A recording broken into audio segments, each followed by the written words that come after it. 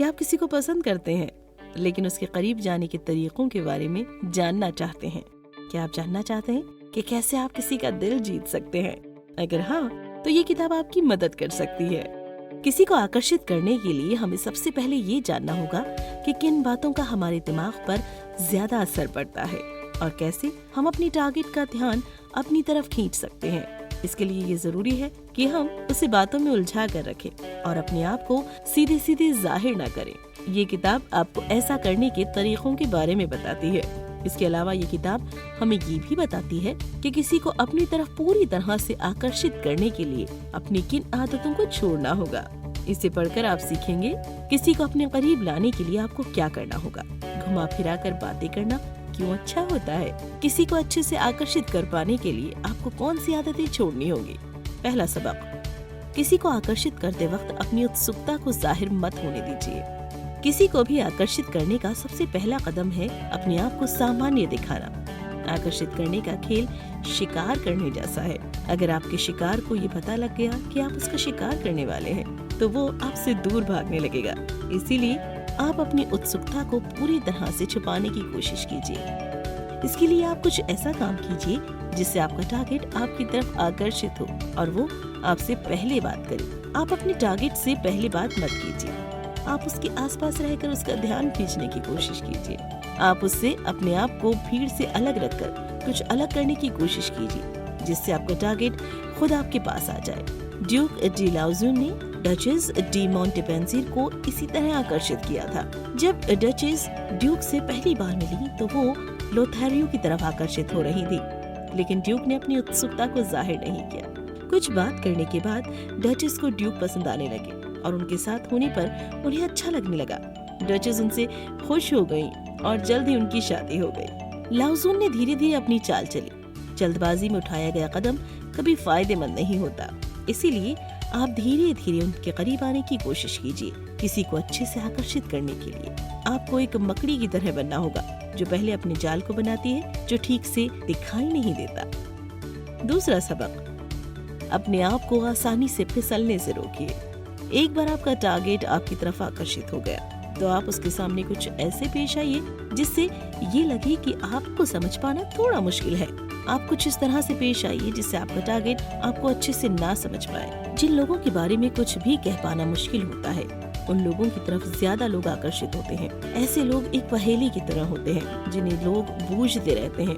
अगर आप इस तरह की हरकत करेंगे तो आपका टारगेट सिर्फ आपके बारे में सोचेगा और आपकी तरफ देखेगा। इसके लिए आप दिखाइए कुछ और कीजिए कुछ। एग्जाम्पल के लिए आप सबसे पहले सीधे साधे होने का दिखावा कीजिए, फिर कुछ ऐसी हरकत कीजिए जिससे ये लगे कि आप इतने भी सीधे नहीं हैं, या फिर आप बहुत सीरियस होने का दिखावा कीजिए, लेकिन बोलते वक्त अच्छी कॉमेडी कीजिए। इससे आप दूसरों को अलग लगेंगे और अपने टारगेट का ध्यान अपनी तरफ खींच पाएंगे। लेकिन आप खुद को टारगेट की तरफ खींचने से बचाइए। अगर आपका टारगेट आपके पास आता है तो आप उसे थोड़ी थोड़ी दूरी बनाइए। इसके बाद फिर से उसके पास आइए।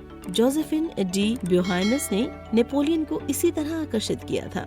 नेपोलियन चाहता तो किसी से भी शादी कर सकता था, लेकिन जोसेफिन ने उसका ध्यान अपनी तरफ खींचा और उससे शादी की। जोसेफिन नेपोलियन को अपनी हर पार्टी में बुलाया करती थी। वो सिर्फ उसी पे ध्यान देती थी जिससे नेपोलियन उसकी तरफ खींचने लगा।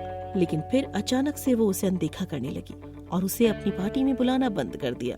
इससे नेपोलियन को बहुत बुरा लगा। फिर बाद में जोसेफिन ने चिट्ठियां लिखकर उससे माफी मांगी और फिर उसे शादी कर ली।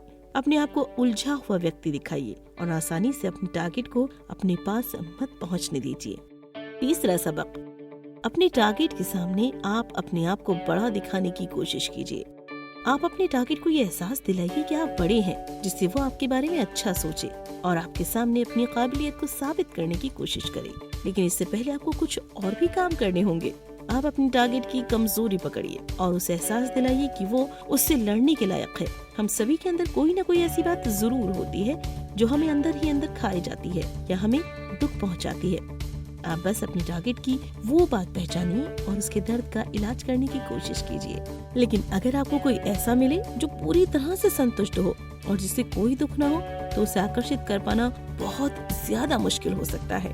हम जब किसी पर भरोसा करते हैं तो हमारे अंदर से उसके लिए ये भावना पैदा होती है कि वो हमारी जिंदगी की कमियों को पूरा कर सकता है। अगर आप अपने टारगेट की जिंदगी की कमियों को पूरा करने की कोशिश करेंगे तो वो आप पर भरोसा करने लगेगा। इसके बाद आप अपने आप को बढ़ा चढ़ा कर दिखाइए। आप कुछ ऐसी बातें कीजिए जिससे ये लगे कि आप काबिल हैं। इससे आपका टारगेट अपने आप को आपके काबिल बनाने की कोशिश करेगा। लेकिन अगर आप अपने आप को ज्यादा पाएंगे तो उसे लगेगा कि वो आपके काबिल ही नहीं है और वो आपसे दूर भागने लगेगा। इसलिए इस पर एक सीमा रखिए। इसके लिए आप पहले अपने टारगेट का भरोसा जीतने की कोशिश कीजिए जिससे वो आपके साथ रहना चाहे। फिर आप अपनी दीवारों को ऊपर कीजिए।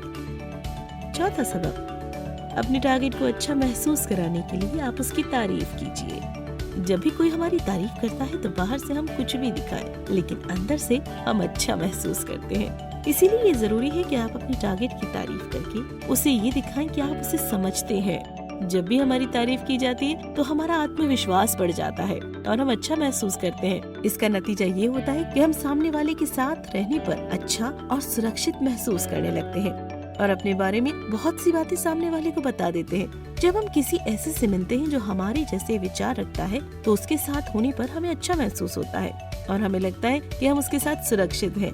ऐसे में हम अपने अंदर के सारे राज और सारी बातें उससे कहने लगते हैं जिससे सामने वाले को हमारे बारे में सही से पता लगे। तो अगर आप अपने टारगेट को सुरक्षित महसूस कराने की कोशिश करेंगे तो वो आपके साथ रहना पसंद करेगा और आपसे बहुत सारी बातें करेगा। जेनी पॉजन ने किंग लुइस 15 को आकर्षित करने के लिए यही पैतरा अपनाया। लुइस 15 अपने लक्ष्य से भटक गए थे और अपने पिता की तरह राज नहीं कर पा रहे थे। वो जुआ और शिकार के आदी हो गए थे। इस पर जीनी ने उन्हें यकीन दिलाया कि उनके अंदर आज भी राज करने की काबिलियत है। वे अब भी एक अच्छे राजा बन सकते हैं। उन्होंने राजा के लिए थिएटर बनाया जहाँ पर वे राजा की तारीफ करने के लिए नाटक करवाती थी और उनका आत्मविश्वास बढ़ाती थी। इससे राजा को अच्छा लगने लगा और उन्होंने जीनी से शादी कर ली।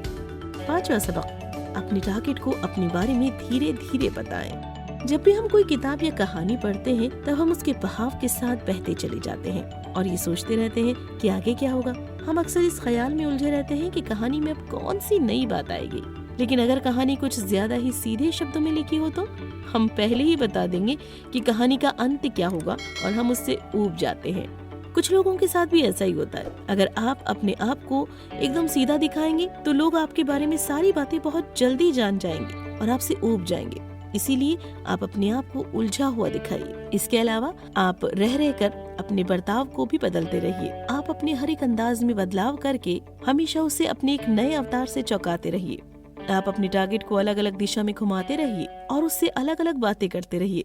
किसी एक ही बात पर मत रुकिए, उससे रह रहकर अपनी बातों से चौंकाते रहिए और अपने बारे में धीरे धीरे करके उन्हें बताइए। इससे वो आपको जानने की कोशिश करते रहेंगे, लेकिन आपके बदलते बर्ताव की वजह से उन्हें इसमें परेशानी होगी और वो आपके बारे में ज्यादा समय तक सोचते रहेंगे क्योंकि आप कुछ अलग या कुछ अलग काम कर रहे हैं। इसीलिए आपका टारगेट आपके साथ रहना पसंद करेगा। इसके अलावा आप दिखावा करके अपने टारगेट को अपनी तरफ, आप उसे अपने कपड़ों या अपने परफ्यूम की मदद से अपनी ओर आकर्षित कर सकते हैं। अपने गहनों या अपनी अलग अलग हरकतों की मदद से आप उन्हें अपनी तरफ खींच सकते हैं। छठा सबक, आपको अपने आप को साबित करके भी दिखाना होगा। सिर्फ बड़ी बड़ी बातें करने से कोई फायदा नहीं होगा। अगर आप चाहते हैं कि आपका टारगेट सच में आपसे इम्प्रेस हो तो आपको अपनी बातों और अपने कामों में तालमेल बिठाना होगा। आपको कुछ ऐसा काम करना होगा जिससे ये लगे कि आप वाकई में एक अच्छे व्यक्ति हैं और आप पर भरोसा करना ठीक होगा। इसके लिए आपको अपनी विनम्रता दिखानी होगी।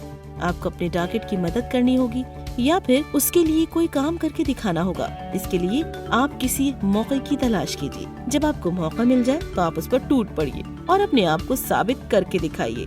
एग्जाम्पल के लिए आप नेपोलियन की बहन पॉलिन बोनापार्ट को ले लीजिए।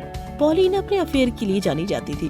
उनका कोई भी रिश्ता कुछ हफ्तों से ज्यादा नहीं चलता था। ऐसे में कैनोवेली नाम के एक डेंटिस्ट ने उनका दिल जीता। जब पॉलिन अपने दांत के दर्द को लेकर कैनोवेली के पास पता लगा कि दांत को निकालना होगा, कैनोवेली ने कहा इसमें बिल्कुल भी दर्द नहीं होगा, लेकिन पॉलिन ने इससे मना कर दिया। वो दांत निकालने के दर्द को झेलना नहीं चाहती थी। ऐसे में कैनोवेली ने एक दूसरे डेंटिस्ट को बुलाया और उससे अपना एक सेहतमंद दांत निकालने को कहा। उसने ऐसा करके पॉलिन को यकीन दिलाया कि इसमें दर्द नहीं होगा। पॉलिन को इसके बाद कैनोविली पर पूरी तरह से भरोसा हो गया। किसी का दिल जीतने के लिए इतना कुछ करने की जरूरत नहीं, लेकिन जब आपको मौका मिले खुद को साबित करने का, तब आप वो मौका मत जाने दीजिए। 7वां सबक, अपनी टारगेट को पूरी तरह से अपनी तरफ खींचने के लिए उसके बचपन की यादों का सहारा लीजिए।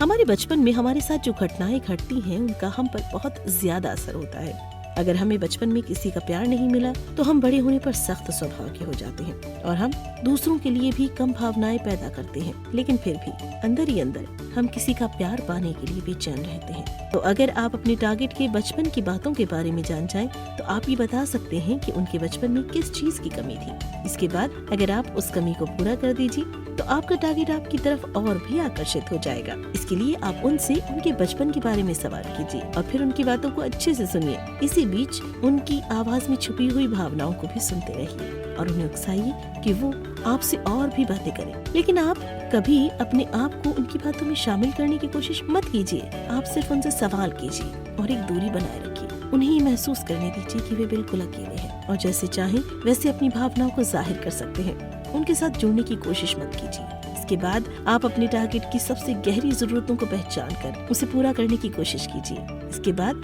आपके टारगेट के अंदर सालों से सो रही भावनाएं फिर से जाग उठेंगी। फ्रूड नाम के एक साइकोलॉजिस्ट के ज्यादातर मरीज उनसे प्यार कर बैठते थे। इसकी वजह सिर्फ यही थी कि जब वे उनसे अपने बचपन की बातें करते थे तो वे अपने अंदर की भावनाओं को उनसे बांटते थे। मरीजों को फ्रूड में अपने पिता जैसा कोई दिखाई देने लगता था जो उनकी देखभाल कर सके, इसीलिए वे उनसे प्यार कर बैठते थे।